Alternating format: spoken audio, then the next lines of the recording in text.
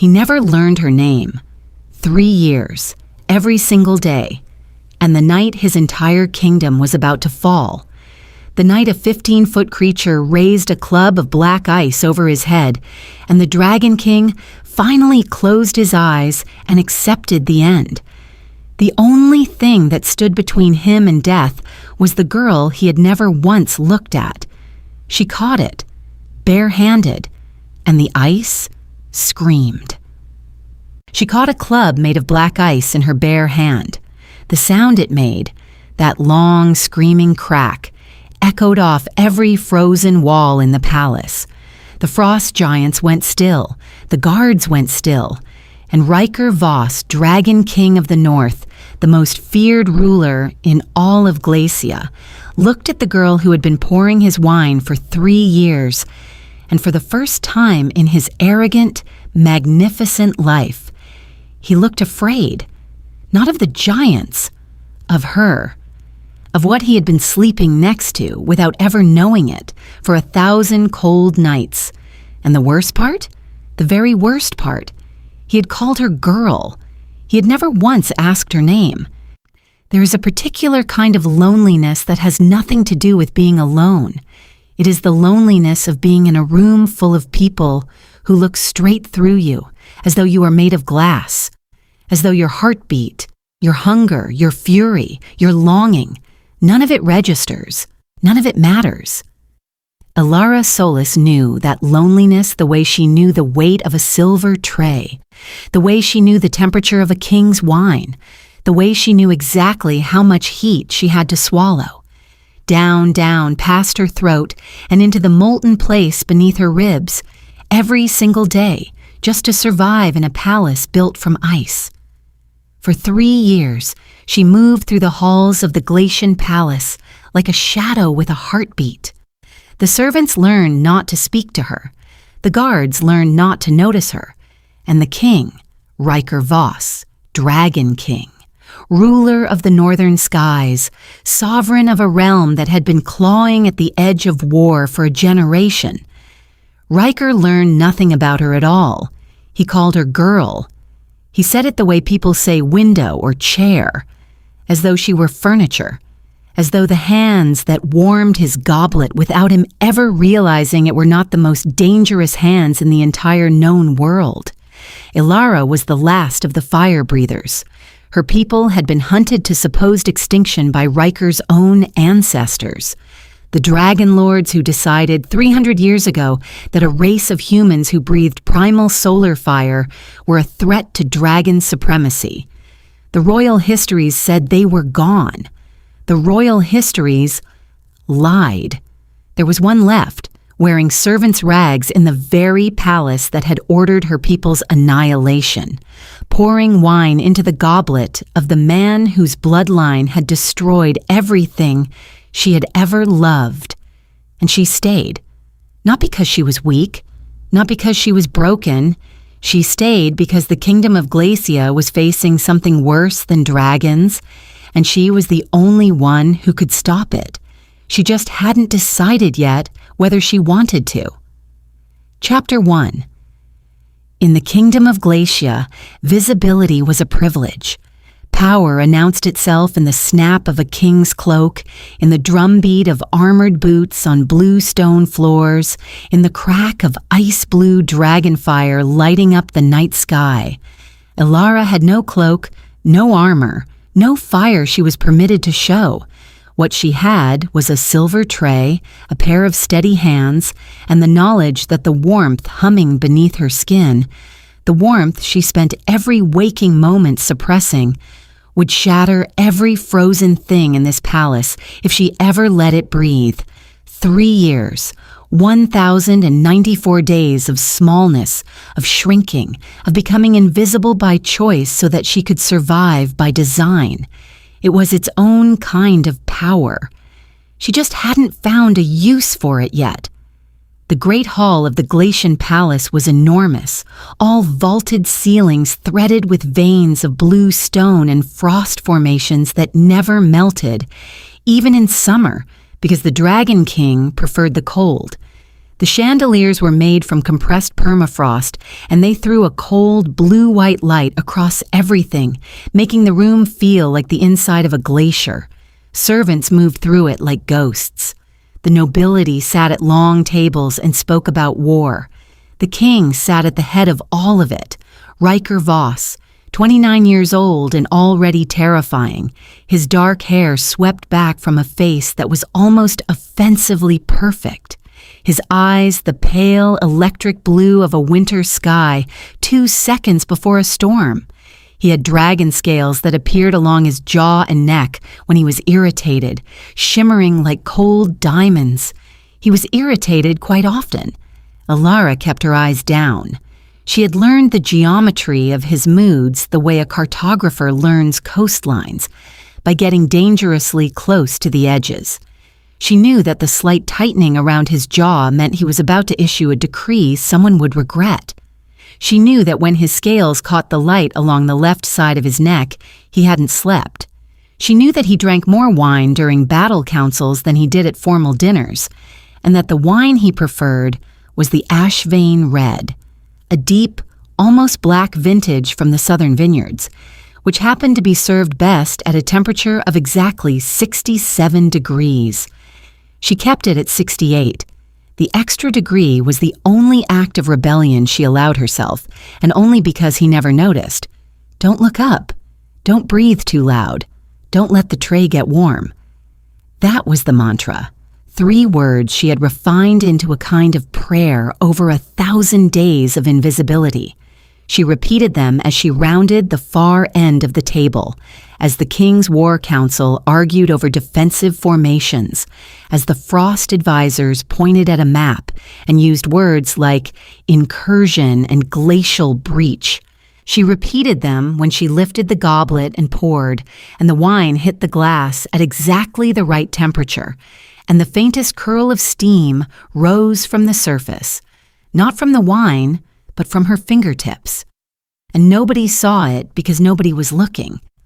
The wine is tepid. The voice was flat, imperious, and deeply bored. Riker didn't look at her.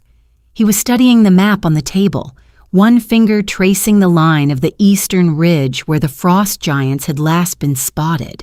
He flicked his other hand, a small, dismissive motion, the kind someone makes to wave away a fly. Take it away. Bring something fit for a king. Alara kept her face neutral. She kept her hands still.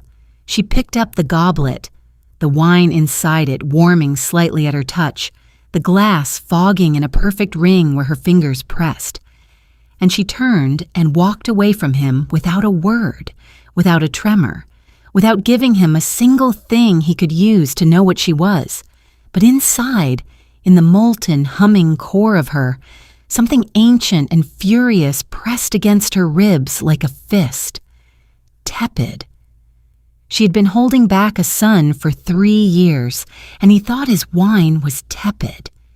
She carried the goblet back through the servants' corridor, past the stone archway where the kitchen staff moved in practiced silence, and she stood for a moment in a narrow alcove where no one could see her. She turned the goblet slowly in her hands.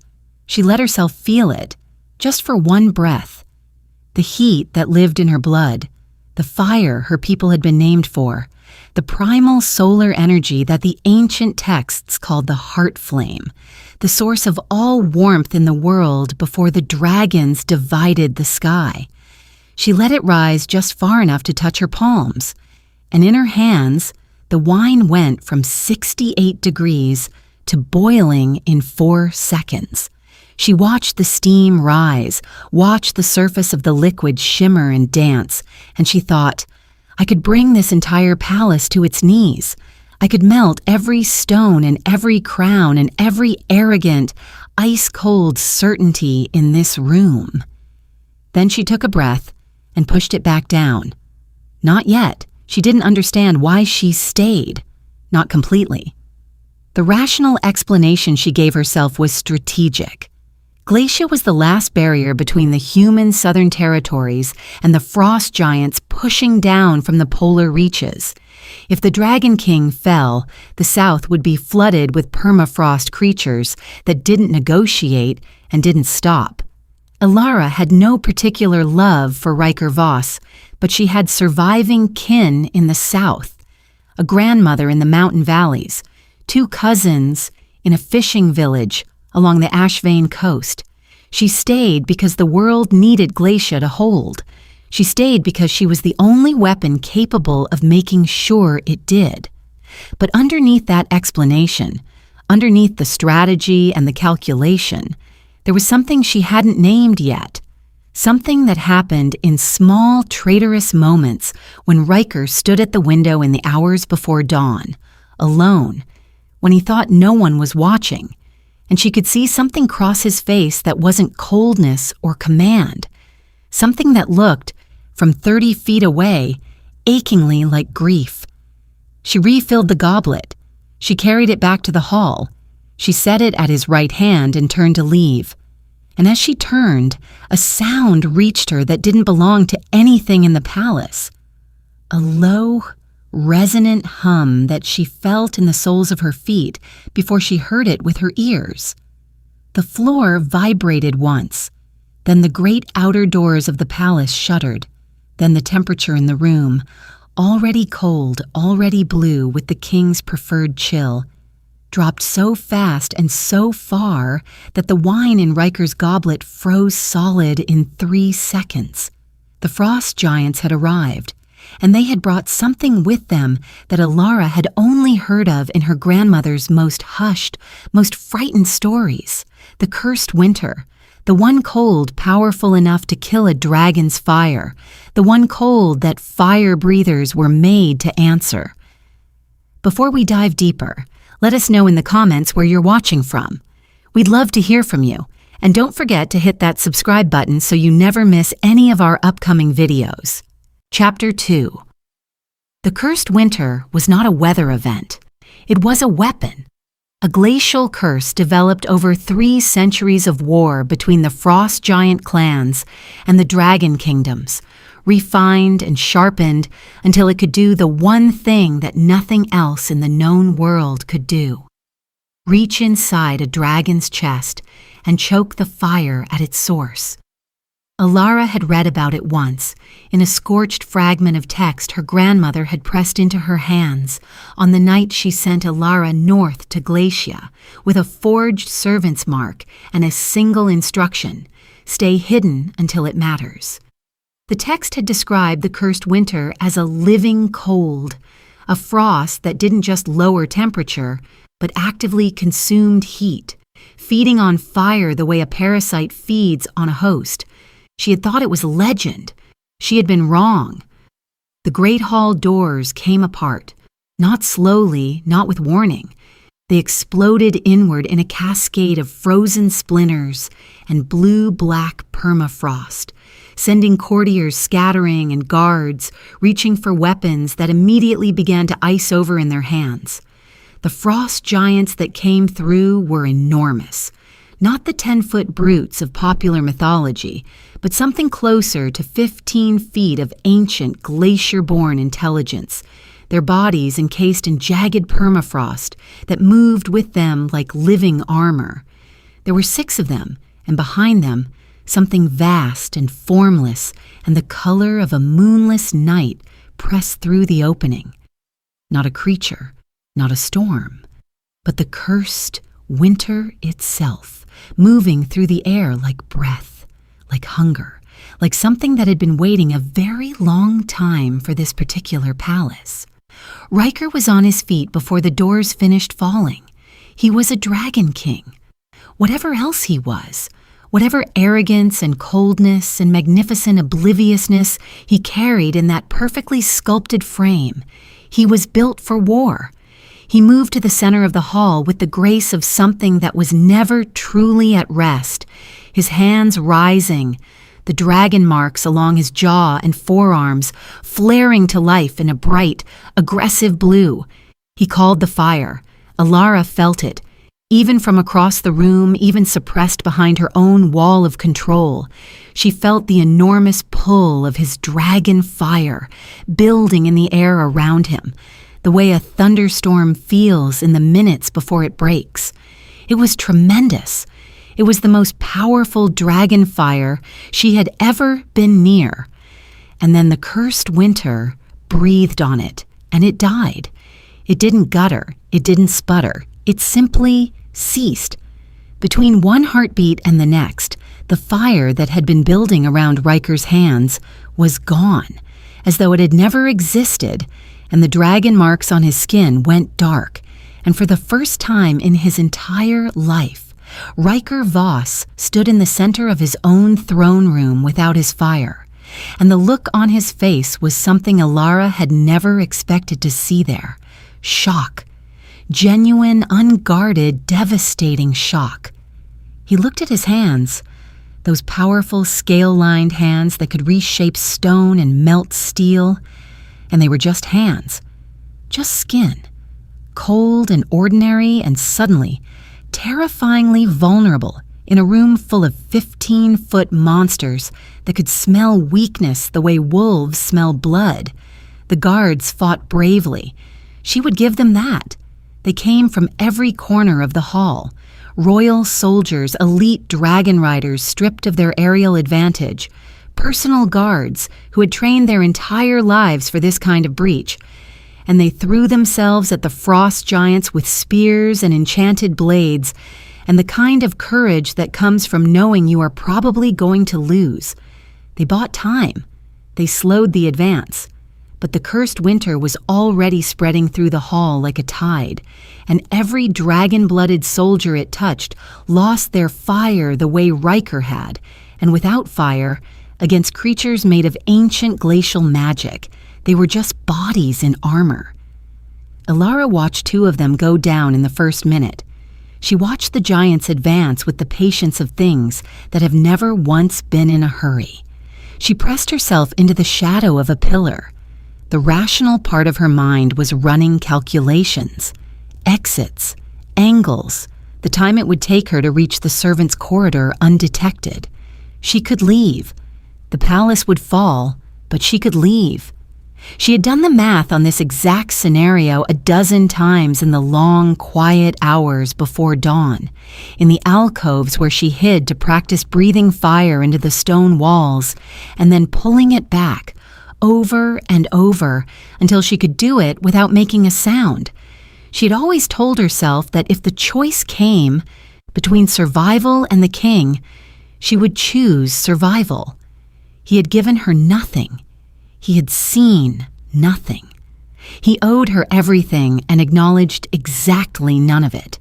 She had told herself she would leave, and then she watched a frost giant the size of a small house raise a club made of solid black ice over Riker's head.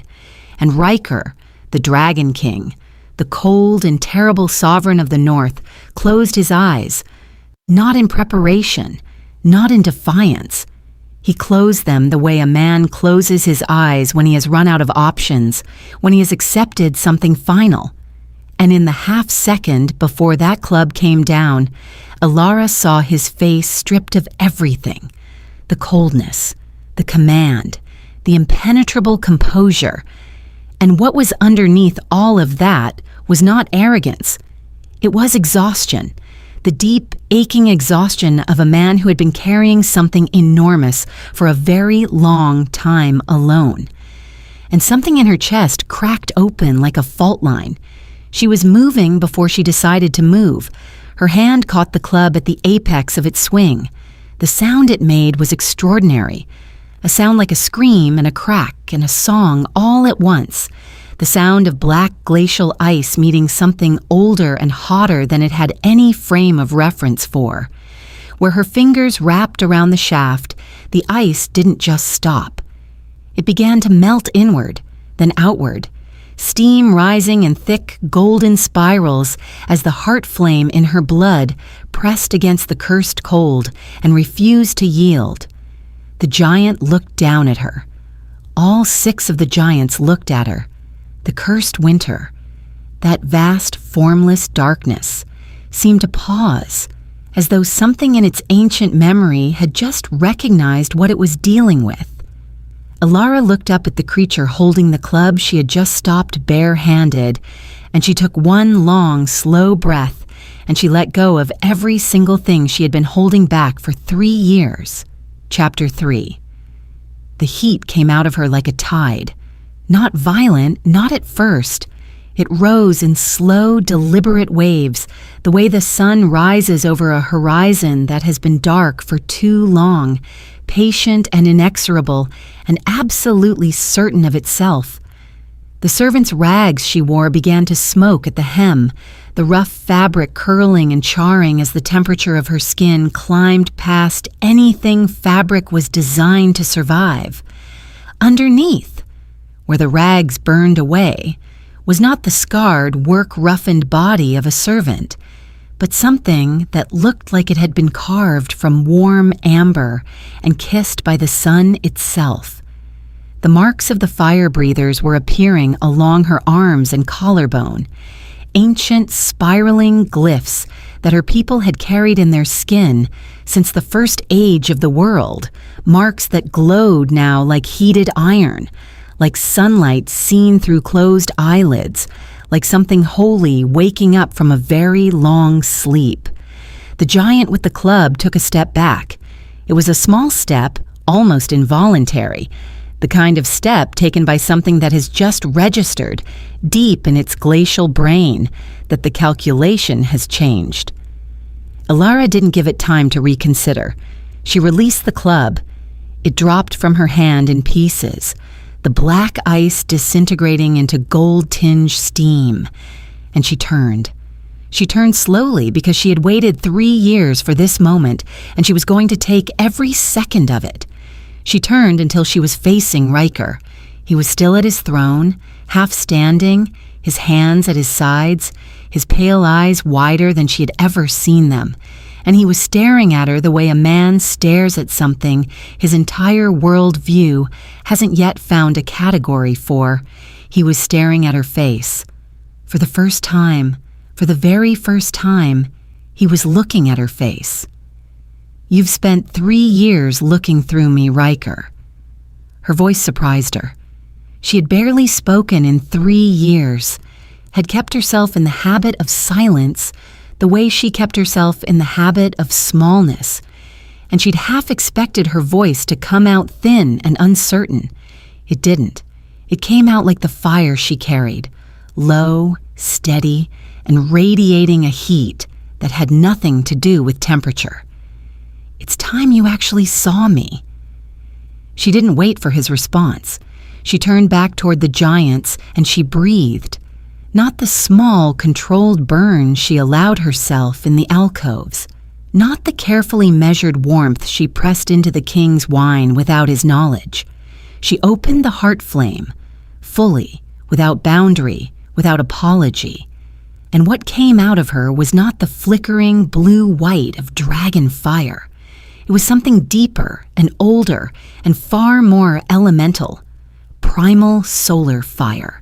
The fire at the center of stars. The fire that existed before ice ever learned to be cold. The nearest giant hit the wall in a cascade of golden flame and steam. The second one tried to bring its ice-encased fists together in a crushing blow. She stepped inside the motion and laid one hand against its chest and let the fire speak. And it said exactly one word, and the word was no. And the giant came apart into a cloud of superheated vapor. She moved through the hall the way her grandmother had described the old fire-breather warriors moving. Not like a brawler, not like a soldier, but like a dancer who happened to be dancing in a burning building, every motion precise and deliberate, the fire responding to her intention rather than her effort. The cursed winter pressed against her, probing at the edges of her flame, trying to find the way in. She didn't give it one. Every place the cursed cold touched her, the heart flame burned it back, not with force, but with something that felt from the inside, almost like joy. She was aware the entire time of Riker watching, She was aware of the exact location of his body in the room, the way she had always been aware of it. The 3-year habit of tracking the king, of knowing where he was so she could avoid his notice. But now the awareness was different. Now she wasn't trying to stay out of his sight. Now she was moving through his space with the full knowledge that his eyes were on her and she did not care, and the freedom of not caring was intoxicating in a way she hadn't been prepared for. She felt him the way she felt the fire, as heat, as pull, as something that wanted to close distance. She ignored it. She had giants to finish. The last of them, the leader, the one that had swung the club at the king's head, made one final attempt. It gathered what remained of the cursed winter around itself like armor, the darkness condensing into a shell of ancient glacial magic, and it roared. The sound shook the remaining ice formations in the ceiling. Several courtiers who had taken cover behind the long tables pressed themselves flatter against the floor. Alara stopped walking. She stood still in the center of the hall, in the middle of all the steam and scattered frost, and the deep golden glow of her own marks burning bright enough to throw light across the blue stone walls. And she looked at the giant, wrapped in its darkness, and she made a choice. She breathed in slowly. She breathed out fire. Not a stream, not a bolt, but a wave. A full rolling wave of primal heart flame that hit the cursed winter like a sunrise hitting shadow. And the shadow, which had never in its ancient existence encountered anything it couldn't freeze, learned, in that moment, what it felt like to simply end. If you're feeling the pull of this story right now, if you feel what Alara feels in this moment, you belong here. Subscribe. I post a new complete romance every week, and you never have to worry about cliffhangers. When the last of the steam cleared, the great hall of the Glacian Palace was warm, impossibly, extraordinarily warm. The frost formations in the ceiling had melted into clear rivulets running down the blue stone walls. The permafrost armor of the giants had puddled on the floor in wide, shimmering pools, and the chandelier, which had burned cold blue for as long as anyone could remember, was now glowing a deep, warm amber. The guards who had survived were on their knees, not in defeat, in something closer to reverence. The surviving courtiers were very still, and Riker was standing 3 feet away from Alara, close enough that she could see the frost melting from the collar of his coat, close enough that she could see his chest moving with his breathing, and the expression on his face was something she had never once expected to see there. He looked like he had just been given the answer to a question he hadn't known he was asking. She should have walked away right then. Every rational part of her knew it. The threat was neutralized. The palace was intact. The king was alive. She had done what she came to do, or at least the first part of it. She could have walked to the doors, the ones that were now open to the winter sky, flooding the warm hall with cold northern air, and she could have left. She was thinking about leaving. She was thinking very seriously about leaving. And then Riker took one step toward her and said her name. Not girl, not a flick of his wrist, not an order, but her actual name. The name she had given to no one in this palace and which he therefore could not possibly know. And her heart did something that she did not have words for and did not want. Chapter 4. Ilara. He said it like he'd found something, like a man in a dark room who reaches out and finds a wall to brace against. The sound of his voice saying her name, her actual name, not a title, not a designation, was so unexpected that she stopped moving entirely. She stood with her back half turned to him, the marks on her arms still glowing their deep amber, the air around her still warm enough that the frost on his coat continued to melt in thin streams. "How do you know that name?" she asked without turning. She kept her voice even, though her heart was doing something completely unreasonable behind her ribs. He was quiet for a long moment. "The palace records," he said finally. "I read them." She turned then, because that required a response. "You read the servant records." "I read all the records," he said. "I read them 6 months ago. I read every name in this palace." There was something in his voice that she hadn't heard before, something careful and stripped of the usual authority. "I started because of a report about heat anomalies in the northern wing. I finished because I realized I didn't know who was in my own household." She looked at him properly, the way she had spent 3 years carefully avoiding, and she noticed things she had not allowed herself to notice before. The shadows under his pale eyes, the tight line of his mouth that had nothing to do with arrogance and everything to do with the weight of a kingdom that was fighting a war it was losing. The way he held himself, straight, composed, every inch a king. But underneath that posture, if you knew what to look for, you could see the effort it was costing him. She had spent 3 years studying his silhouette in doorways and his reflection in polished serving trays, and she had told herself it was surveillance, the way a soldier watches an enemy's movements. She had told herself a lot of things that were only partly true. "You knew my name," she said, "and you still called me girl." He flinched. It was a small motion, barely perceptible, but she saw it because she had been watching him for 1,000 days, and she knew every motion his face could make. "Yes," he said, "I did." The admission was quiet and without embellishment, and it was that, the absolute lack of excuse or redirection, that stopped the sharp reply she had prepared. She crossed her arms. The marks on her skin settled from burning amber to a steadier, warmer glow. Something like banked embers, something like afternoon light through amber glass. "The cursed winter will come back," she said, because she needed to talk about something other than the look on his face. What was deployed tonight was the leading edge of a much larger assault.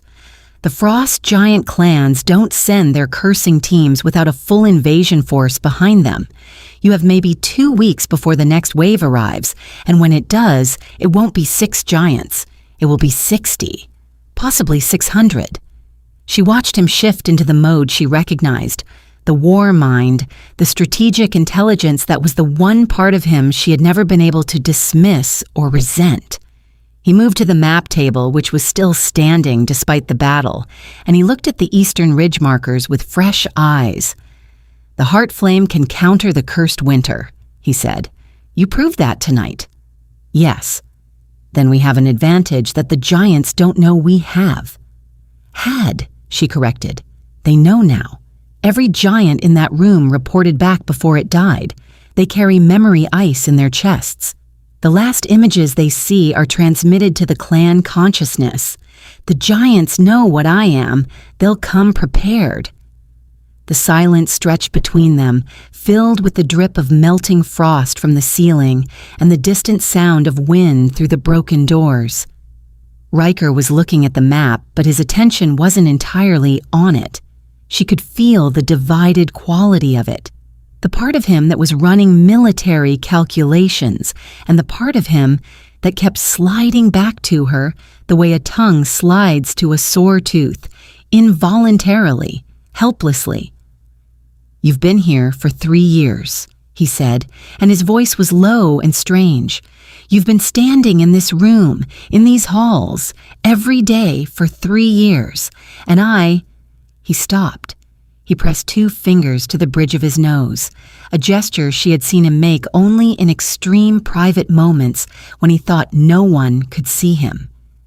"I didn't see you." The words were not a performance. They weren't the opening line of an apology designed to manipulate an outcome. They were just the truth, and they landed in the warm air between them with a specific kind of weight. the weight of something that cannot be undone, acknowledged plainly and without the comfort of excuse. "No," Alara said. "You didn't." She watched him absorb that. She watched him accept it rather than deflect it. And this, more than anything else that had happened in this very eventful evening, was the thing that caught her off guard. The arrogance she had catalogued and braced against for 3 years had always felt like armor. She had assumed that under the armor was more armor. She had not prepared for the possibility that under it was a man who looked at his own failures with clear eyes and did not flinch away. "I need your help," he said. He looked up from the map. "Not the heart flame, not the weapon of you, Alara. I need your knowledge, your strategy, your understanding of what the frost giants will bring and how to counter it. I need you to help me save this kingdom." The dragon marks along his jaw, the ones that had gone dark when the cursed winter choked his fire, were flickering back now, very slowly, the fire inside him rebuilding itself in the warmth she had left in the room. They were beautiful, she noticed. They had always been beautiful. She had spent 3 years not letting herself notice. She should have said no. She should have named her terms. Her people's exoneration, a formal declaration that the fire breathers had never been the threat the dragon lords described, a reparation for the 300 years of hunting. She should have been cold and strategic and untouched. And she was. She was all of those things, as she told him her answer. But later, alone in the servants' corridor, she stood for a long moment with her back against the warm stone wall, and her hand pressed flat against her sternum, where the heart flame lived, where the mate bond, the bond she had been refusing to name for 3 years because naming it would mean sitting with the sheer, unbearable irony of being fate-matched to the king whose bloodline had destroyed her people, was pulsing, warm and insistent, like something that had been waiting a very long time for her to stop pretending it wasn't there. Chapter 5. The weeks that followed rewrote everything. Alara moved from the servants' corridor to the war room, a transition that the palace staff absorbed with the careful, eyes-forward neutrality of people who understood that something had shifted in the foundations of their world and were waiting to see if the ceiling would hold. She was given a chair at the strategy table. She was given maps and access to the intelligence reports from the border watchers. She was given, for the first time in 3 years, a door that she could open and close rather than appear and disappear through like smoke. She did not lose herself in it. She had spent too long being careful to stop being careful now. She took each thing as it was given. She filed it accurately. She did not mistake function for forgiveness. Riker worked differently than she had expected. She had imagined from years of watching him at the head of the table that his intelligence was the blunt kind, powerful, forceful, accustomed to being right by virtue of being the one making the decisions. She had been wrong. In the war room, without the court watching, without the performance of authority that the throne room demanded, he was quiet. He listened. He asked questions with the genuine attention of someone who understood that the point of a question was the answer, not the asking. He absorbed her knowledge of frost giant warfare, the clan structures, the territorial behaviors, the specific vulnerabilities of the cursing teams, with a focused, unsentimental thoroughness that she found, against her will and her better judgment, profoundly attractive. She sat across the table from him in the long hours of the night council, and she told herself that what she was feeling was professional respect, and she kept her marks dim and her hands still, and she was almost entirely convincing. The nights were harder, not because anything happened in them. Nothing happened. Nothing was permitted to happen. Ilara maintained the internal wall with the same discipline she maintained every other thing about herself. But because the palace had grown warm, her presence in it had changed the ambient temperature in a way that was apparently not possible to reverse. The frost formations in the great halls were gone. The chandelier burned amber instead of blue. And in the long corridor outside the war room, where she walked in the hours before dawn when she couldn't sleep, the stone under her feet was warm to the touch. The palace had begun to hold her heat the way stone holds sunlight, slowly, deeply, as though it had always meant to, as though the cold had been temporary, and this was the truth. She thought, against her will, that this was probably a metaphor. She found him in the corridor one night, the third week after the battle. He was standing at the window that overlooked the tundra, the same window she had seen him at in private moments for 3 years.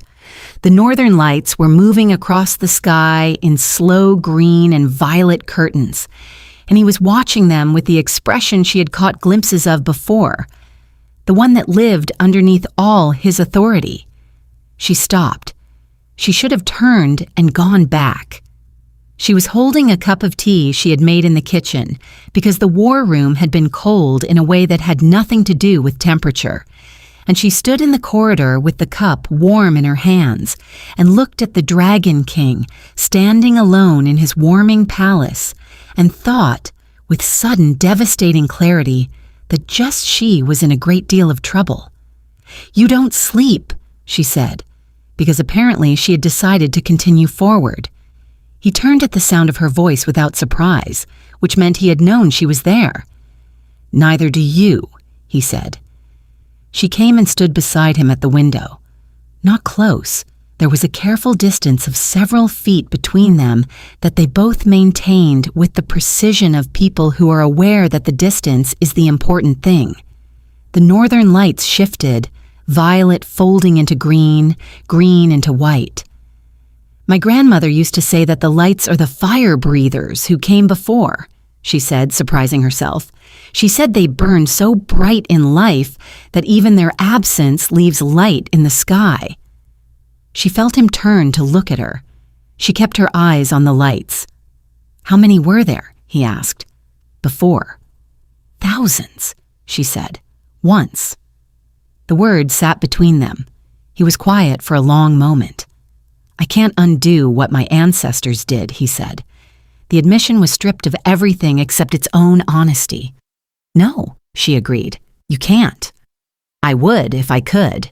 She turned to look at him then, because the tone demanded it, because the tone was something she hadn't heard from a dragon lord in all of recorded history. He was looking at her with his pale storm sky eyes, and the marks along his jaw were burning very quietly, very steadily, in the warm amber light she had put into his palace. She thought, standing there, that 3 years of carefully built walls were not as structural as she had believed.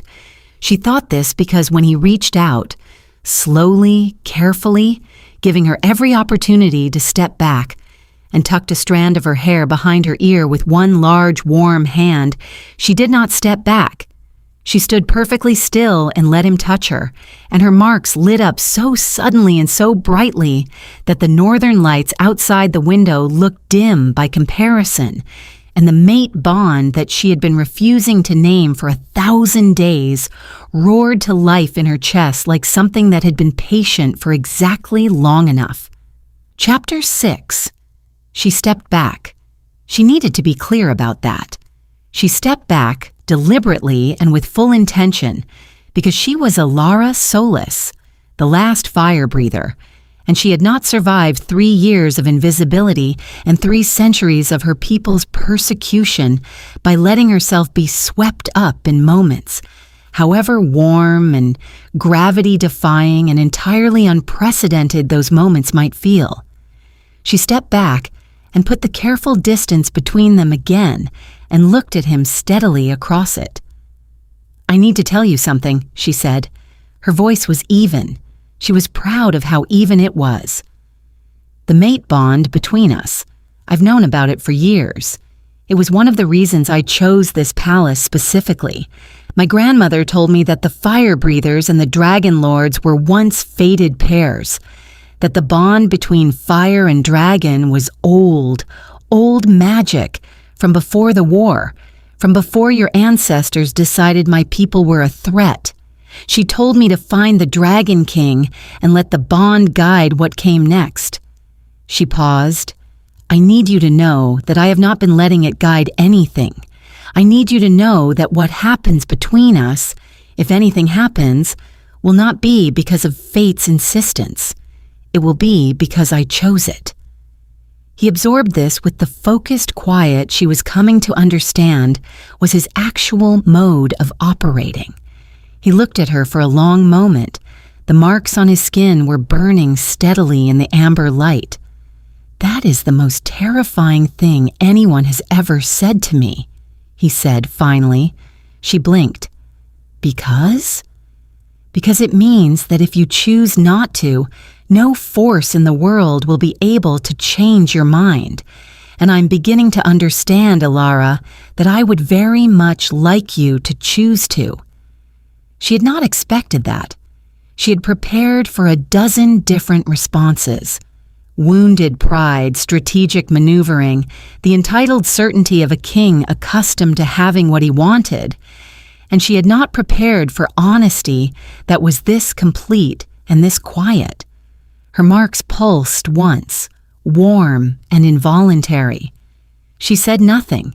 She took her tea and went back to her room, and she sat on the bed in the warm darkness and pressed both hands to her sternum and told the mate, Bond, firmly and without ambiguity, that it needed to calm down. It did not listen. Bonds of that age and patience rarely do. The intelligence from the border watchers confirmed her predictions.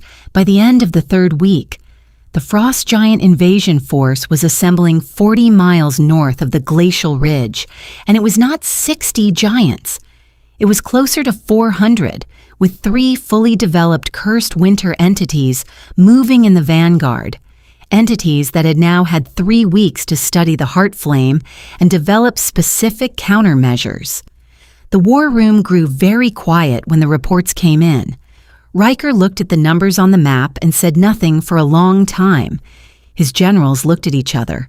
Alara looked at the numbers and did the mathematics that everyone else in the room was carefully not doing out loud, which was that 400 frost giants with 3 cursed winters could very plausibly overwhelm even a fire breather, because the heart flame, however ancient and powerful, was one source, and there were limits to what one source could sustain.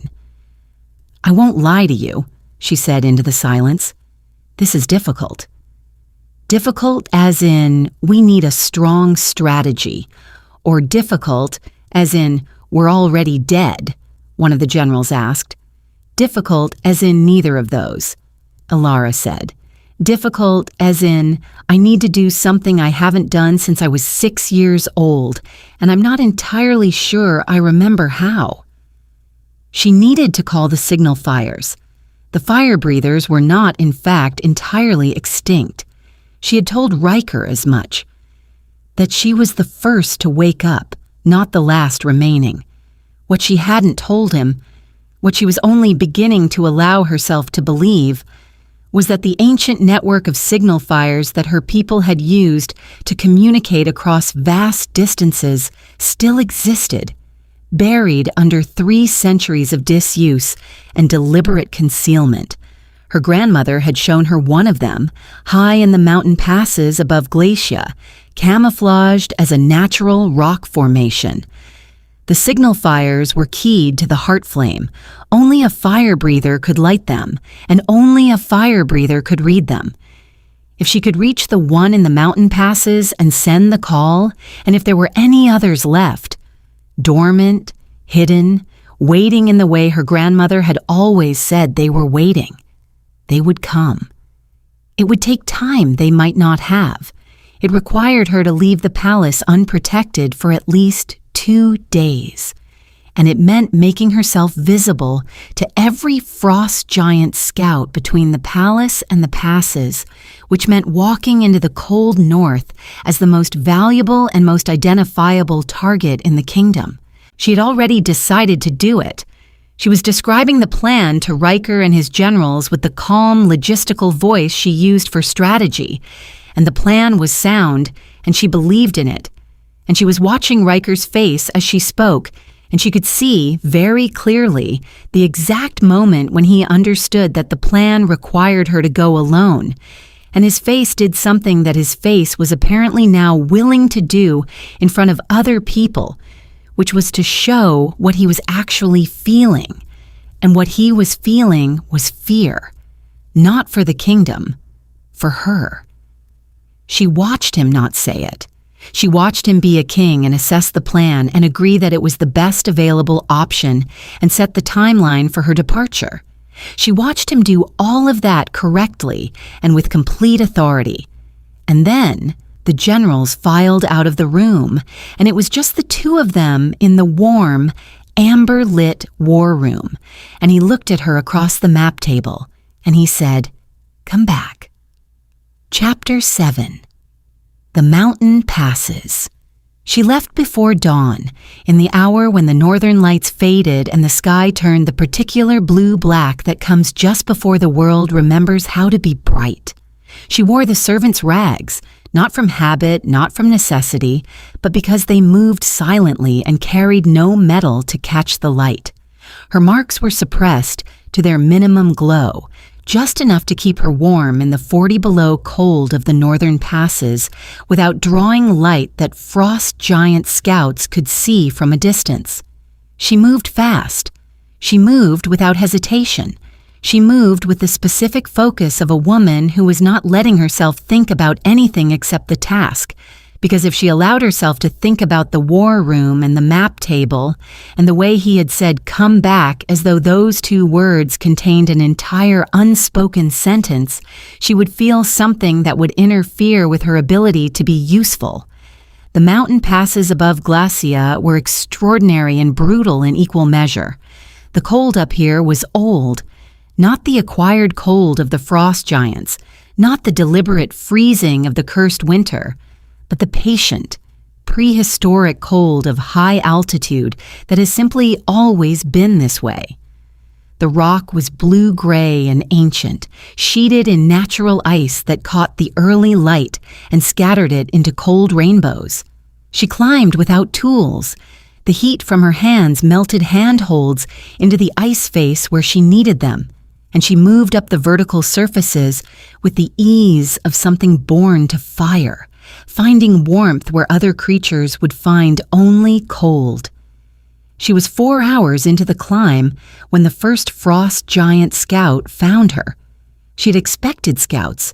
She had planned for scouts, had calculated that the invasion vanguard would have spread their territory markers into the passes by now, and that she would encounter at least 2 and possibly 4 before she reached the signal fire.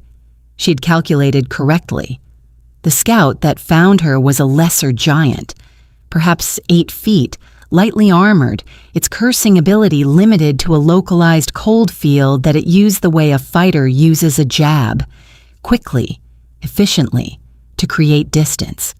She didn't let it create distance. She moved toward it inside the cold field before it could fully establish, and she put her hand flat on the center of its chest, and she said, clearly and without anger, "Tell your clan leaders that the fire breathers are awake." Then she stepped back and let it run. It ran. She watched it go and thought about the ripple effect of that message moving through the giant clan consciousness. And she thought about the mathematics of the situation she was creating, and she continued climbing. The signal fire was exactly where her grandmother had described, tucked into a natural recess in the highest rock face of the central pass, camouflaged with carved stone that matched the surrounding geology so precisely that even she nearly missed it. It was the size of a large hearth, built from a pale, almost white stone she didn't recognize, with channels cut into it in the ancient patterns of her people's language. She pressed her hands into the primary channel and let the heart flame flow, not the battle fire, not the defensive blaze she had used in the palace, but something deeper and older and more precisely calibrated. The specific frequency of fire that her grandmother had taught her. The signal frequency, the one that said, "Here, here, come here, you are not alone, you never were, it's time." The stone lit up from the inside, the pale channels filled with golden light, and then the fire rose from the top of the hearth in a column that could be seen, on a clear day, from 200 miles in every direction. She waited. She sat in the recess beside the signal fire, and she ate the provisions she had brought, and she watched the sky to the south. The cold was manageable. Her warmth kept a bubble of survivable air around her without visible flame, and the silence was the clean, uncomplicated silence of high altitude. She had been here for 6 hours when the first response came, a thin column of gold light from the eastern ridgeline, far away, barely visible, but unmistakable. Someone had seen the signal. Someone had answered. She made herself breathe slowly. She made herself not think too much about what that column of light meant, how long it had been burning with no signal to answer, how long they had been waiting, how many of them there might be, whether they were near enough to matter. She simply registered the light and set it in the column of facts and continued waiting. By the time she began the descent, there were 11 answer columns in the distance, 11 fires. 11 fires lit by hands that carried the heart flame. 11 voices she hadn't known were out there. She was not the first to wake up. She was just the one who found the match. She was halfway down the mountain when the temperature dropped 12 degrees in 15 seconds, and the sound she had been listening for, the deep, resonant hum that the cursed winter made when it was moving with purpose and direction, filled the pass below her. Not scouts. The lead elements of the main invasion force, 3 weeks early, moving faster than the intelligence reports had suggested was possible. She was between them and the palace. She was alone, and 11 signal fires were still days of travel away. Chapter 8. She had 3 options. She could try to go around the invasion force, possible, theoretically, if she could find a path through the pass that kept her above the frost giant advance line. She could wait and let them move past her. Not an option, because their advance on the palace would begin immediately, and she would arrive to find it destroyed.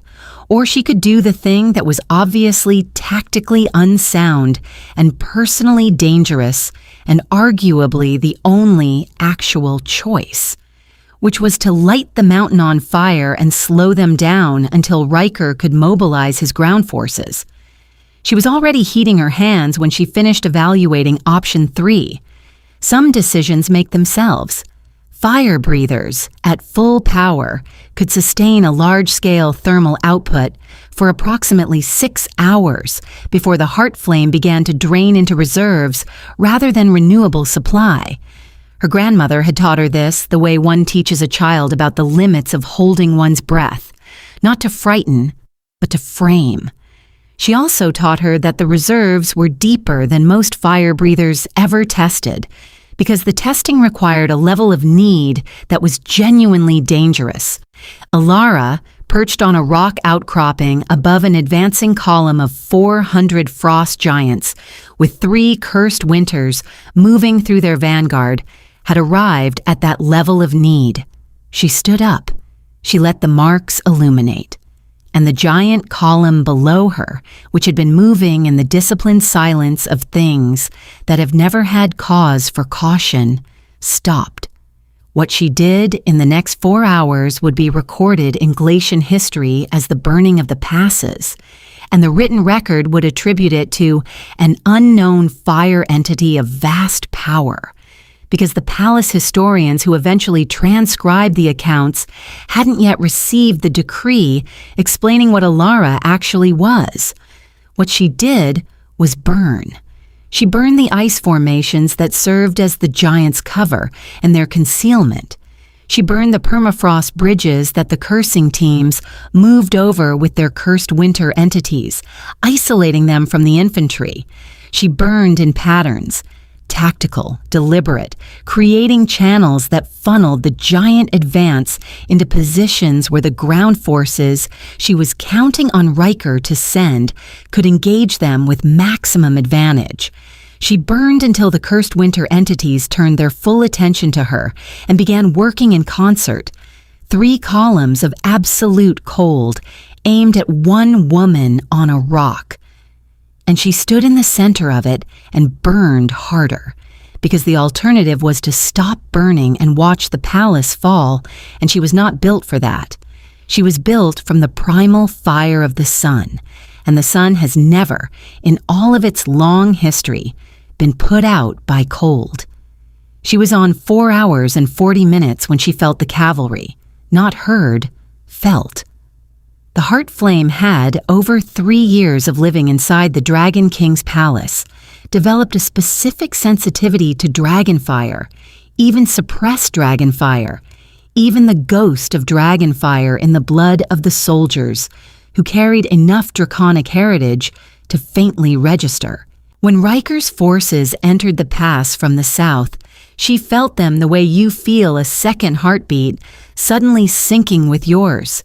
Unexpected, stabilizing, deeply and irrationally comforting. She let herself exhale.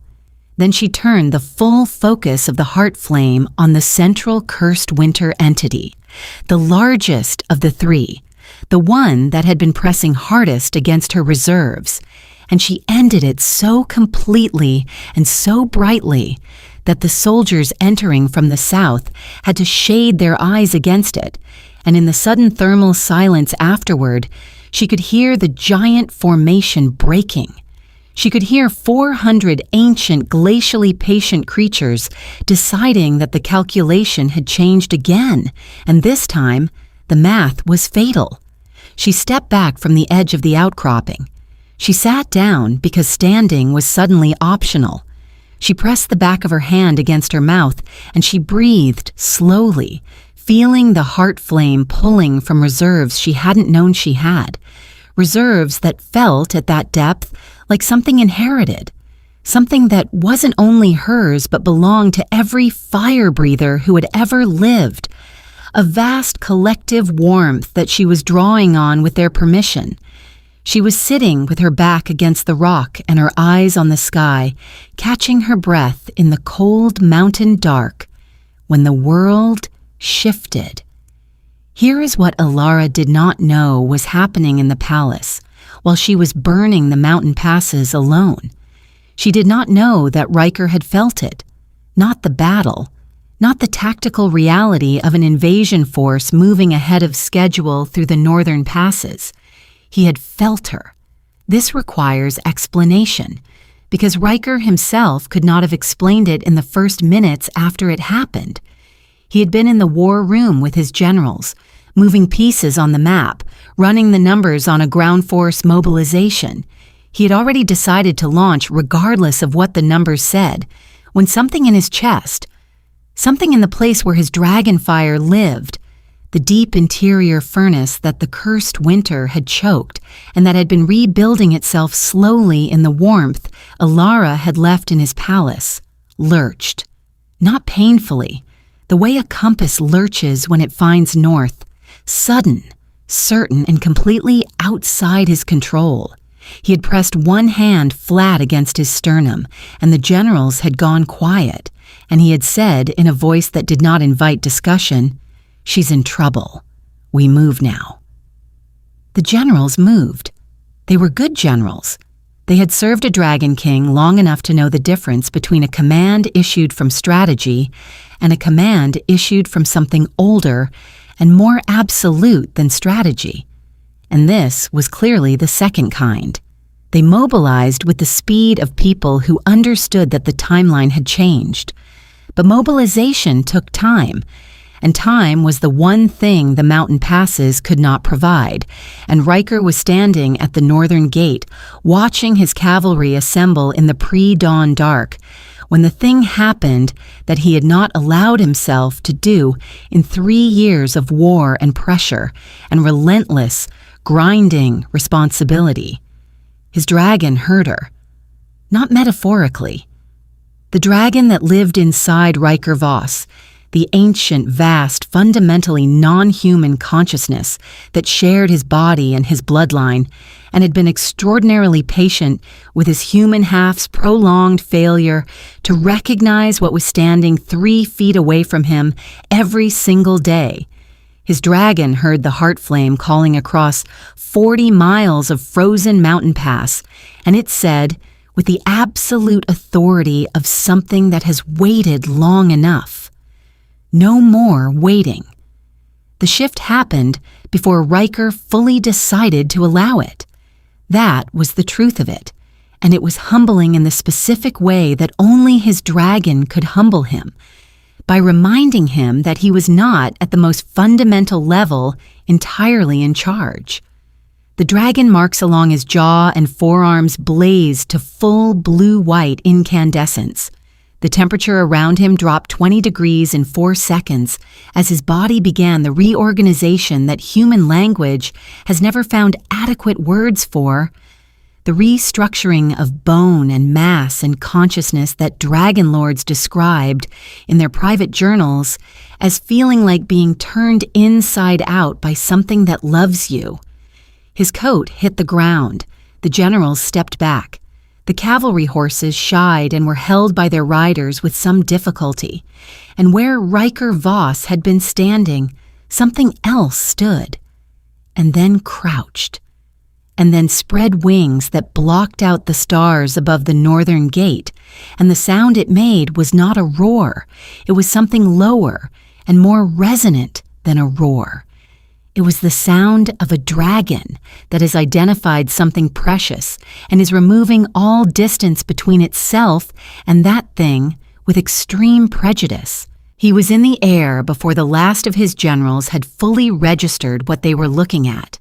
40 miles of mountain terrain that would take cavalry 3 hours to cover. He covered in 14 minutes. He flew the way dragons fly when urgency overrides everything else, not the long thermal riding sweep of a creature covering distance economically, but the direct, aggressive, nearly vertical climb and dive of something that has a destination and will reach it. The cold at altitude was nothing to him. The wind shear over the pass ridgeline was nothing to him. The cursed winter that still lingered in the lower elevations of the passes. The remnant cold of the entities Alara had destroyed, not yet dissipated. He flew through it without slowing, his own dragon fire burning so hot in response to the proximity of the heart flame that the cursed cold evaporated from his flight path in long golden contrails. The blue-white of his fire and the residual gold of hers combining in the air behind him into something that the soldiers on the palace walls would later describe in confused and reverent terms as a comet. He found her by the warmth, 40 miles of frozen mountain, and he navigated to her the way he had always, without acknowledging it, navigated to her in the palace, by the specific heat signature of the heart flame, the warmth that had been changing his home 1 degree at a time for 3 years, that had turned his chandeliers amber and melted his frost formations, and made his stone walls hold heat like a living thing. From the air, in the dark, over a mountain range still smoking with the aftermath of her battle, that warmth was unmistakable. She was the only warm thing in 40 miles of winter. She was sitting on a rock outcropping on the eastern face of the central ridge, pressed against the stone, her marks at their lowest dim glow, and she was, he could see this from 200 feet above her, exhausted in the particular total way of someone who is drawn from reserves they didn't know they had and found the bottom of them. She was alive. She was whole. She was sitting in the cold mountain dark, being quietly, privately more tired than she would ever admit to anyone, and the sight of her, small and warm and stubborn and entirely herself on that rock, did something to the dragon's chest that it did not have words for and did not need them. He landed 30 feet above her on the ridge face, as quietly as something with a 60-foot wingspan could land, which was not very quietly. She heard him. He saw her go still, the specific stillness of someone whose instincts have fired before their conscious mind has caught up, a stillness that assessed threat and direction and size in approximately 1 second. Then she looked up. He was backlit by the northern lights, which had been blazing all night, and in that light the ice blue of his scales caught green and violet and the deep particular blue of his own fire, still burning at the edges of his wings from the flight. He was aware, quite large. He had always been large in this form, but he had grown, over the years of his reign, into the full scope of what a dragon king's dragon could become. And on a mountain ridge in the northern lights, he was aware that this might be alarming to someone who had not seen him shift before. He looked at Alara.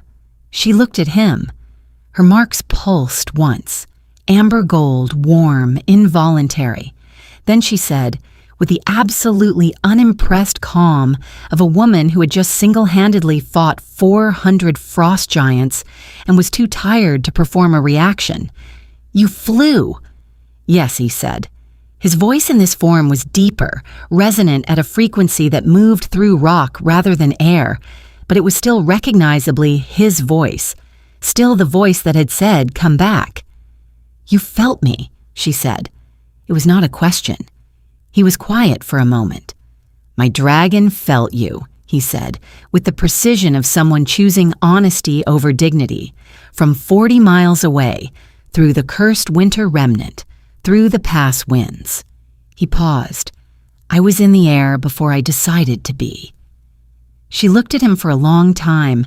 The northern lights moved above them in great slow curtains of green and violet. "How long?" she asked. "How long has your dragon known?" He looked at her steadily across the rock face in the cold and the extraordinary light, and he told her the truth. "Since the first week, since you warmed the wine." The silence that followed was the kind that has a great deal in it and does not need to be filled. Her marks were glowing quietly and continuously in the dim amber of banked fire. "Shift back," she said finally. "Come sit with me." He shifted. It was faster coming back, it always was. The dragon folding back into the man with the efficiency of something that has made its point and is content. He was cold when he landed beside her on the rock, the post-shift chill that always followed a long flight, the natural dragon cold of his blood. She was warm. The space between them negotiated itself without either of them directing it. Warmth moving toward cold. Cold accepting warmth, the oldest and most uncomplicated physics in the world. 14 minutes, she said. He looked at her. "From the palace to here," she said. "I felt you land on the ridge. I calculated the distance." A pause. "That is extremely fast." "Yes," he said, "it is." She was quiet for a moment. Then, in a voice she was carefully keeping level, "Your dragon knew since the first week." "Yes." "And your human self needed 3 years." "Yes." Another silence. Then, against every reasonable intention she had brought to this mountain, Ilara Solis laughed. She pressed the back of her hand against her mouth and laughed, genuinely and completely, and the sound of it in the cold mountain air was warm in the way that only real laughter is warm. Unplanned, unperformed, entirely alive. Her marks blazed. The northern lights seemed, for a moment, to answer. Riker looked at her laughing in the cold and the extraordinary light, and something in his chest settled into place with the finality of something that has been waiting a very long time to land. "In fairness to my human self," he said carefully. "The dragon has considerably better instincts." "Clearly," she said, and they sat together on the rock above the smoking passes, in the warmth she made and the cold he carried, while far below them his cavalry finally arrived at the edge of the ridge. She was not yet ready to name everything she felt sitting beside him. She was not yet ready to stop calculating the careful distance between what she wanted and what she would allow herself to reach for.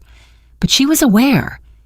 Sitting in the dark with his shoulder against hers and his dragon cold retreating degree by degree into the warmth she put into the air between them, that the distance was getting smaller, and that she was not, for the first time in a very long time, doing anything to stop it.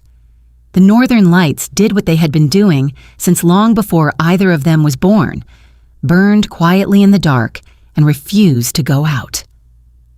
Chapter 9. He had flown hard. She could see it in the state of him, the post-shift stillness of a body that had just reorganized itself across 40 miles of frozen mountain and was now quietly, efficiently settling back into its human form, the controlled breathing of someone who had pushed past comfortable limits to reach a place fast, the particular alertness of a man who had been genuinely afraid and was now doing the thing he'd come to do. He sat beside her on the mountain rock and he looked out over the pass below them, where his generals were managing the cleanup of the broken giant formation. And he didn't say anything immediately. She didn't either. The northern wind moved through the pass and brought with it the smell of cold and stone and distant pine and the specific, clean bite of high altitude. Her marks had settled to their ambient warmth, soft and steady, and she could feel the warmth spreading slowly, the way it always did, into the materials around her. The rock under them was noticeably warmer at their feet than it was a yard away. The cold he carried, the natural dragon cold, deeper now from the long flight, was retreating, degree by degree, without either of them commenting on it. 11 signals, she said finally. I counted 11 responses from the passes before I had to descend. She felt him turn to look at her. 11 fire breathers, he said, not a question. 11 that saw the signal in time. There may be more. Signals travel on clear days, and the cloud cover in the eastern ranges is unpredictable this time of year. She paused. My people weren't extinct, Riker. They were hiding, and they've been hiding for 300 years because the Dragon Lords made hiding the only option for survival. She looked at him. His pale eyes were on hers, and the marks along his jaw were burning slowly and warm. I know, he said. 2 words. The same quality as come back. Compact, unadorned, carrying everything they needed to carry without reaching for more. She looked at him for a moment. What will you do with that knowledge? She asked. Anything you ask, he said. Within what I'm able to do. The declaration, the formal exoneration, the historical records corrected, the reparation fund. We will need to discuss the scope, but the principle is not in question. He paused. And the 11, and however many others, they will have protected status in Glacia. Any fire breather who wants to return to these mountains will be free to do so. Any who don't want to come near a Dragon Lord ever again, which is their right, and I would understand it completely, will receive whatever support they require at a distance. She heard the speech. She heard the king in it, the clear-headed, strategic generosity of a ruler who understood that the political moment required concessions and was prepared to make them. She also heard something else. She heard the man who had read every name in his palace 6 months ago and not done anything with that knowledge immediately because he hadn't yet understood what he was looking at. She heard the man on the balcony in the hours before dawn. She heard the man who said, "Come back," and then crossed 40 miles of frozen mountain in 14 minutes as a dragon to demonstrate that he had meant it with every part of himself. human and ancient, and everything in between. That's a generous offer for a formal arrangement, she said carefully. Yes, he agreed, and it's a genuinely inadequate response to the personal part of this. He turned toward her more fully.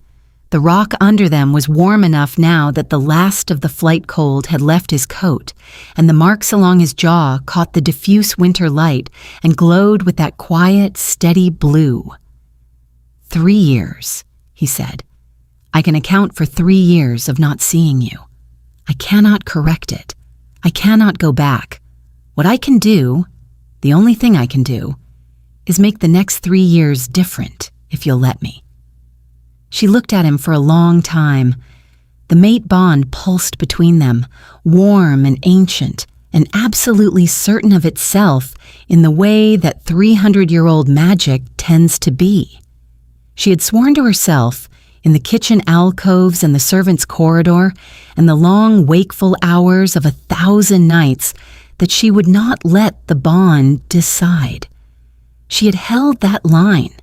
She was holding it now, examining what she felt for him separate from the bond's insistence, taking it apart with the careful precision she brought to everything, asking herself the real question. Not does the bond want this, but do I, Alara Solis, last of the fire breathers, woman who has carried the sun in her chest for 3 years in a palace made of ice, who has watched this man from shadow and learned every line of his face and every mode of his silence and everything he does when he thinks no one is watching. Do I want this? The honest answer was something she had known for longer than she was comfortable admitting. She had known it for a very long time in a place beneath strategy and survival, in the same place the Heartflame lived. And tonight, sitting on a cold mountain rock beside a man whose dragon had crossed 40 miles of winter in 14 minutes because it felt her in trouble and could not stay still. The honest answer was louder than it had ever been. Ask me again, she said, when the fire doesn't smell like battle and we're not sitting on a rock above an active military engagement. He looked at her for one long moment and then, unexpectedly, irresistibly, he smiled. She had never seen him smile before. Not a court smile, not the performed warmth of a king being gracious, a real one.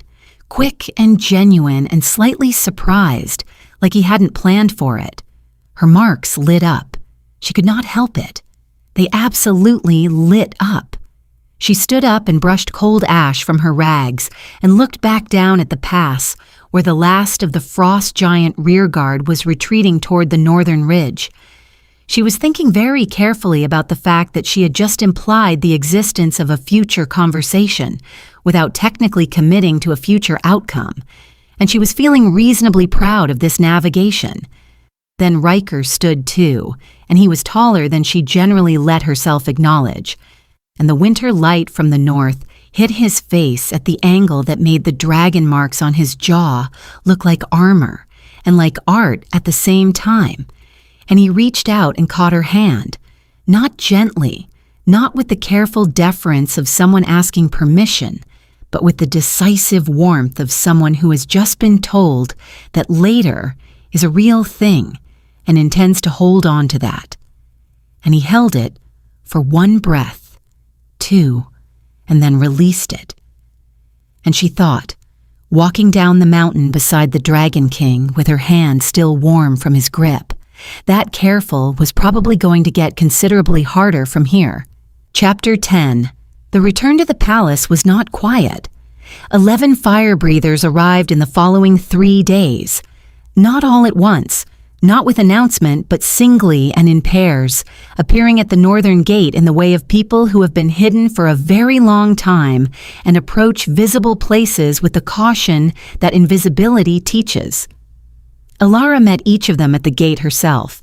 She recognized some of them in the way of people who share a bloodline rather than an acquaintance. The marks, the warmth they carried, the particular quality of a body that has been suppressing its own nature for decades. an older woman from the Eastern Highlands who turned out to have been serving as a healer in a small village for 30 years, putting solar heat into the hands she used for treatments without ever admitting the source.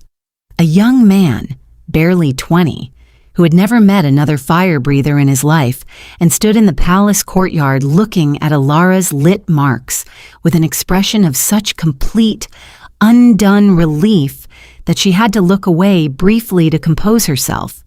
A pair of sisters from the coastal settlements who had grown up telling each other their grandmother's stories and believing they were alone. Riker met them formally in the throne room, with his full court assembled and the royal historians present and the declaration written and signed before any of them arrived, because he understood that the significance of the moment required that the promise precede the performance, not follow it. He stood at the head of the room that had been warm for 3 weeks now. Amber lit, the frost formations gone, the blue stone of the walls showing for the first time in generations, the veins of copper and deep red that the cold had always concealed. And he read the declaration in his own voice, without ceremony or artifice, the way he had told Alara he would.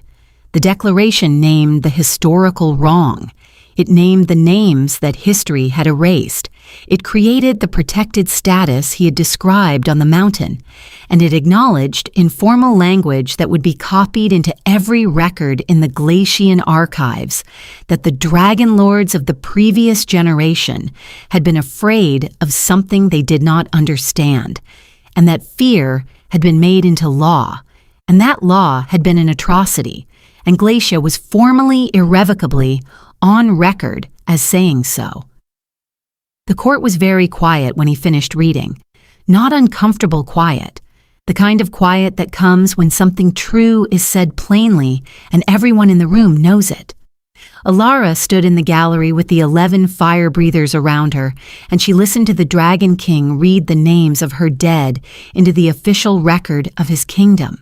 And she felt something shift in her chest that was neither the heart flame nor the mate bond, but something that might have been, if she were being precise about it, the particular and unexpected feeling of being seen. Not for her power, not for what she could do, for who she was and what she had come from and what that deserved in acknowledgement. She had carried the weight of her people's absence for so long that she had stopped being able to feel the shape of it directly. She knew it was there the way you know about a wound you've learned to work around. Hearing the names, hearing him say them with the weight they had always deserved. The wound did not close, because 300 years of wrong does not close in a throne room ceremony, and it shouldn't. It takes longer than that. But it breathed. For the first time, it breathed. She was walking back through the great hall after the ceremony, the 11 fire breathers dispersing in various directions, finding their way through the palace with the exploratory wonder of people let into a space they had believed was closed. When she rounded the corner by the long window at the south end and nearly walked directly into Riker, who had evidently left the throne room by the side passage and was standing in the hall in a way that suggested he had been waiting to be in this specific corridor at this specific time. He looked at her. "The fire doesn't smell like battle," he said. She registered this. She looked around the hall. The warm, amber light, the smell of the stone releasing 3 weeks of accumulated warmth, the clean, cold current from the courtyard windows, and underneath all of it, yes, the specific smell that the palace had acquired since her arrival, warm and golden and faintly ancient, like sunlight on old stone. No, she agreed, it doesn't. And we're not on a rock above a military engagement. She considered denying that she remembered saying any of that.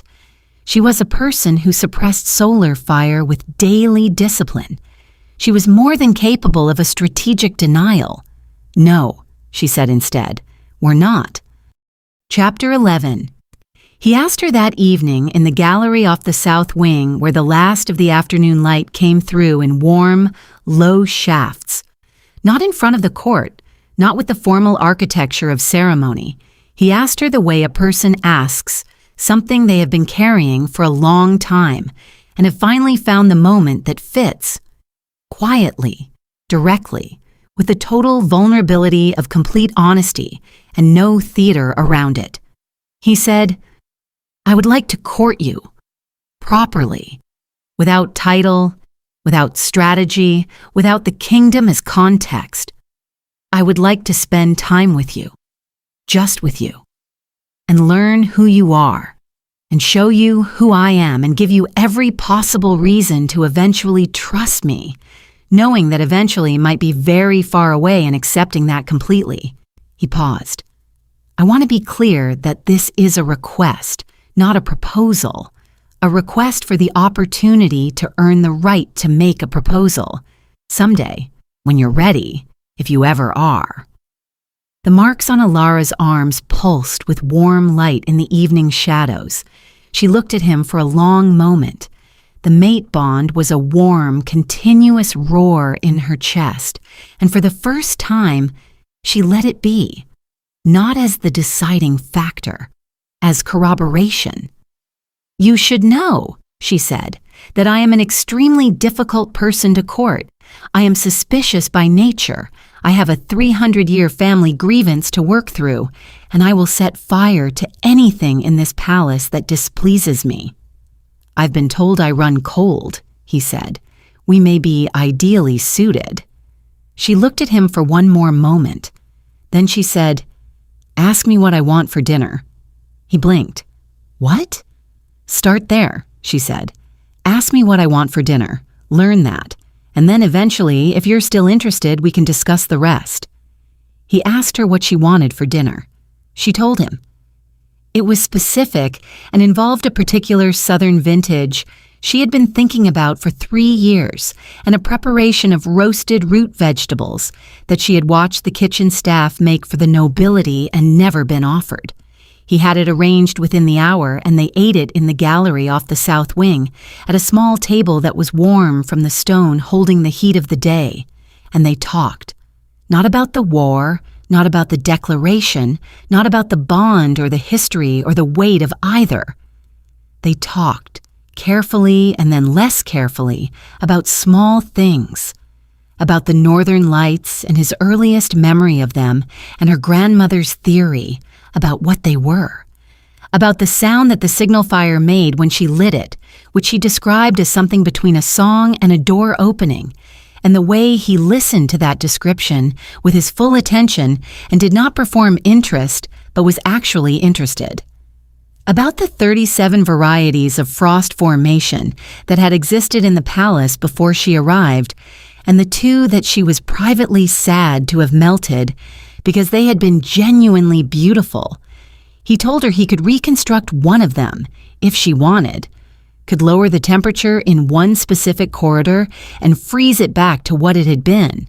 She looked at him, across the small table, and she said that might be the most romantic thing anyone had ever said to her, and he looked at her with the genuine surprise of someone who had said a true thing and had not expected it to land precisely where it did. And she laughed, actually laughed without suppressing it, and her marks blazed bright in the gallery for one unguarded, uncontrolled moment. The candle between them on the table, which had been burning blue-white, turned amber. Later, she stood at the window of her room, the room that was no longer in the servants' corridor but in the east wing, a room with a proper door and a window that faced the mountain passes. And she looked at the northern lights, and she thought about her grandmother, who had pressed a scorched scrap of text into her hands and told her to go north and stay hidden until it mattered. Who had said the bond will find you? Don't let it find you before you're ready, but don't fight it forever, because forever is a very long time to hold back a fire. She thought about 11 columns of gold light answering in the passes. She thought about a man who had read every name in his palace and sat on a mountain rock and ridden hard over difficult terrain and asked what she wanted for dinner. She pressed her hand to her sternum, where the heart flame and the mate bond lived in adjacency, and she thought that her grandmother had been, as usual, precisely right.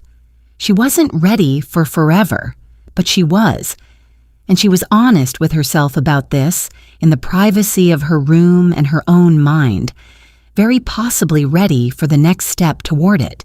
Chapter 12. The courtship was, as Alara had promised, difficult.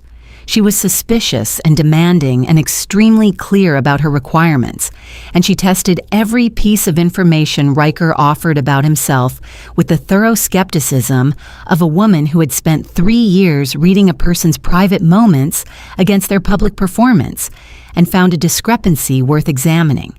He was patient in the way that Riker, apparently, was genuinely patient when he had decided that patience was the appropriate investment, which was to say, completely and without martyrdom, doing the work of being known without performing the suffering of doing the work.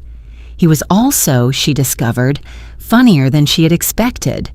Not performed wit, the dry, quiet variety that appears in the gap between what's expected and what's actually said, the kind that is most visible in private and disappears entirely in court, the kind that required her to know him well enough to catch it. She caught it more frequently as the weeks passed. She was irritated by how much she liked it. He rebuilt one of the frost formations. He selected the one she had described. The small, complex structure that had grown over a doorway in the East Passage, a branching network of permafrost crystals that had caught the blue-white chandelier light and scattered it in patterns. And he lowered the temperature in that specific doorway by 30 degrees and rebuilt it from memory, working slowly and with the focused care of someone doing a thing that matters to someone who matters. And when she walked through the passage and saw it, she stopped and she touched one of the crystal branches with a fingertip warm enough to melt it slightly, and she did not say anything because there was nothing to say that would be adequate. He was standing at the end of the passage, and she could feel him not waiting for thanks, just watching, and she thought that this was a particular and unusual thing, to be seen doing something without the expectation that the seeing would be acknowledged or rewarded. She walked the length of the passage, and she took his hand when she reached him, and she held it for the count of 5, and then she let it go and continued walking. She heard him follow. She was smiling in the direction he couldn't see. The 11 fire breathers integrated into Glacian life with the specific, careful agency of people who have been hidden for a very long time and are now cautiously deciding what visible means to them. Some of them went into formal roles. The healer joined the palace medical staff with full acknowledgement of her abilities, and the changes she made to the healing practices of Glacia in the first month alone would have taken traditional practitioners decades. Some of them chose to settle in the mountain villages above the palace, in the high-altitude communities that had always been the traditional homeland of the fire breathers before the persecution, and where the local populations were considerably less surprised by their return than the palace court had been.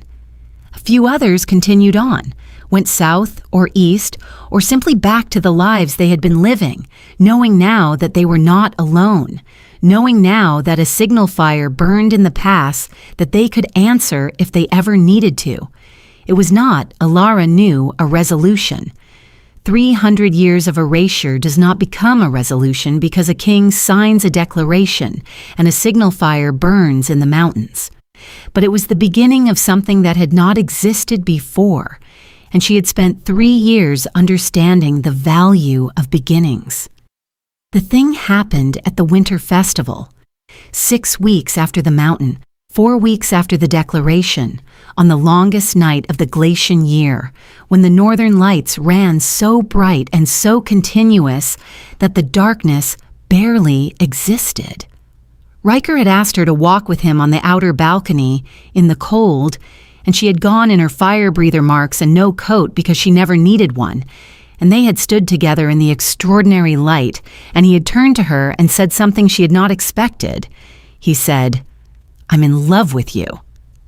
Not as a declaration designed to move a piece on a board, not as the next calculated step in a courtship. He said it in the voice of someone to whom it had occurred recently and with some surprise, and who was telling her immediately, because that was the kind of person he was actually trying to become. "I wanted you to know," he said. "Not so you'd feel obligated to respond. Just, I wanted you to know." And Alara looked at him in the extraordinary light of the longest night, and the mate bond in her chest was indistinguishable from everything else she felt, all of it warm, all of it entirely certain, and she thought about saying something careful. She thought about it for several seconds. She did not say something careful. Chapter 13. She kissed him. She crossed the distance between them on the balcony under the northern lights, and she put her hands on either side of his face, hands that were warm, always warm, warm with the fire of the sun. And she kissed him the way she did everything, deliberately, completely, without apology. His hands came to her waist immediately, with a certainty that had nothing of hesitation in it, and the cold of him met the warmth of her in the space between their bodies, and negotiated in the way that fire and ice always eventually negotiate, which is to say neither one and neither was the same afterward. The marks on her arms blazed. The marks on his jaw blazed. Where they touched, her hands on his face, his hands at her waist, the temperature differential created something that was neither his cold nor her heat, but something new, something specific to the place where they met, something that the ancient fire breather texts had called the union flame. She pulled back and looked at him in the blazing northern light. His pale eyes were very dark in the center. The marks along his jaw were burning in a color she had not seen before. Not the blue-white of dragon fire, not the amber gold of the heart flame, but something between them, something that hadn't existed before this moment. "I'm in love with you too," she said. "I have been for a long time. I was waiting until I was sure it was mine and not the Bond's." "And it's mine," she said. "It's entirely mine." He pulled her back to him, and this time the kiss was different. Longer and less neat, the kind of kiss that doesn't remember to be careful, and the northern lights above them burned so bright that the soldiers on the palace walls would later report, in some confusion, that they had witnessed a second sun briefly rise in the north on the longest night of the year. She will tell you that the fire consuming his coldness was a metaphor, a beautiful, appropriately dramatic metaphor for what actually happened between them, which was slower and more ordinary and more honest than a single blazing moment could contain. She will tell you about the mornings that followed, about learning the specific rhythm of a life shared with someone who is constitutionally cold and constitutionally warm and perpetually negotiating the temperature between those states. About the conversations that required repair and the repairs that required patience and the patience that turned out to be available in quantities that surprised both of them. She will tell you about the 11 fire breathers who gathered in the mountain passes the following spring for the first formal meeting of their people in 300 years, and about the declaration they wrote that day, not addressed to a king, addressed to each other, a compact of restoration, an acknowledgement that they existed and would continue to exist and owed each other the labor of making sure that was true. She will tell you that she read it aloud and that Riker stood at the back of the gathering and did not speak because this was not a moment that required him, and he understood that, and being there, quietly witnessing, was the appropriate and respectful thing, and he did it. She will also tell you, if you ask her specifically, if you ask in the right moment, about the night 6 months after the longest night, when she stood at the window in the east wing and looked at the mountain passes and felt the heart flame register something it had never registered before. Not 11 signals. Not the 73 fire breathers who had found their way to Glacia or to the mountain communities by that point. Something further away, coming from a direction she hadn't expected, resonant at a frequency she recognized from the ancient texts as the kind used not for "come here," but for "I have found something you need to know." She stood at the window for a long time. Then she went to find Riker. She would need him for this next part. Not for his fire, not for his kingdom, not for the military and political weight of his crown. Just for him. Just the specific gravity of the person she had chosen and who had chosen her back. The fire breathers were more than 11, and whatever was coming out of the east was older than the frost giants, and older than the dragon lords, and far, far older than any war she had yet been asked to fight. She pressed her hand to the window glass, and the cold on the other side melted in the perfect shape of her palm. She thought, so it begins again. And she was not afraid. Epilogue. Here is what Glacia looked like after Alara Solis decided to be visible. The frost formations that had hung from every ceiling since the first Dragon Lord built the palace were gone.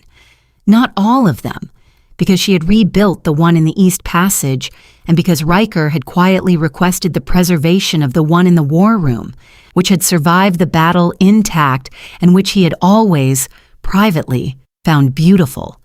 But the cold blue-white light that the palace had worn like a deliberate statement about power had given way to something warmer and more amber and genuinely more beautiful. The chandeliers burned golden now. The blue stone of the walls, freed from its frost coating, revealed the copper and ochre veins that had been concealed for generations. And the palace, which had been built to intimidate, turned out, underneath its armor, to have been designed for warmth. There is something true in that. The Dragon King who called her girl became the Dragon King who had her name carved into the foundation stone of the new Fire Breather Hall built in the northern wing of the palace, in the ancient language of her people, in letters she had taught him herself on a long afternoon in the gallery, sitting side by side at a table covered in paper and the marks of a grammar neither of them was originally meant to know. He learned 12 words of the old language before she conceded that 12 was a genuine accomplishment and not a performance, and the 12th word was the one her grandmother had always used at the end of conversations she wanted the listener to carry with them. It meant something like, "You are held, you are warm, you are not alone." He used it exactly once, unprompted, at the right moment, and she made a point of not letting him see how completely it undid her. She managed it for approximately 4 seconds. He saw. The frost giants would come back. This was not pessimism. It was geography, and the cold, ancient mathematics of a world in which the borders between warm and frozen were always in contest. When they came, she would be ready, and she would not be alone. The fire breathers were gathering in the high mountain passes and in the Glacian villages and in the healers' quarters and in every place that warmth chooses to go when it finally has permission. The signal fire in the highest pass burned continuously now, tended by the young man who had never met another fire breather before that first day at the gate, who turned out to have a talent for firekeeping that was very old and very specific and which he was learning to trust. It could be seen on clear days from a very long way away. It answered signals that came from directions that hadn't answered before. Alara watched it from the east wing window in the early mornings, the way her grandmother had watched fires in the mountain valleys of a different time, in the days when being visible was dangerous. It was not dangerous anymore. Not yet. Not here. Not today. The mate bond between the last fire breather and the Dragon King of the North was, according to the records of the ancient scholars, the oldest and most complete form of the bond that had ever been documented. The bond between solar fire and dragon cold predated every other known form of fated pairing, and the texts described its consummation in language that was, even by the standards of a people not given to hyperbole, extraordinary. What the texts did not capture, what no text adequately captures about any bond, any love, any fire that chooses freely, was the ordinary miracle of its daily expression. The dinner she asked for, served on a small table in the amber light, the frost formation rebuilt in the East Passage, the 12 words in an old language. The question asked rather than assumed, the come back and the coming back. The hand held for 5 counts on the mountain, and the hand held again, later, for longer, in the warmth of a palace that had learned to hold heat.